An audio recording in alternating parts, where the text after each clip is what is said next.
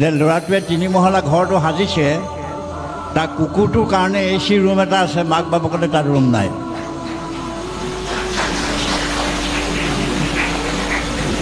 আৰু মাক বাপেকক কেনেকৈ ৰাস্তাত মেলি থৈ অহা, মাক বাপেকক গছত মেলি গছৰ গুৰিত এৰি থৈ অহা, বৃদ্ধ আৱাসত কেনেকৈ থৈ অহা, এই কথাখিনি কৈছে।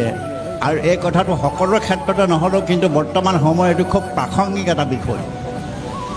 এই বিষয়টোৰ প্ৰতি আপোনাসকলে অলপ চকু দিব লাগিব। কাৰণ যিটো বৃদ্ধাশ্ৰম, সেই বৃদ্ধাশ্ৰমটো অসমীয়া সংস্কৃতিৰ বিৰোধী বস্তু। অসমীয়া সংস্কৃতিত কি আছে যে পিতৃ মাতৃ যেতিয়া অসমৰ্থ হয়, পুত্ৰই তেওঁলোকক পালন কৰিব লাগে।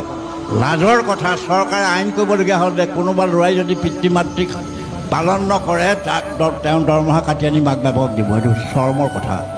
পুত্ৰ পুত্ৰীসকলৰ কাৰণে এইটো অত্যন্ত লজ্জাজনক কথা।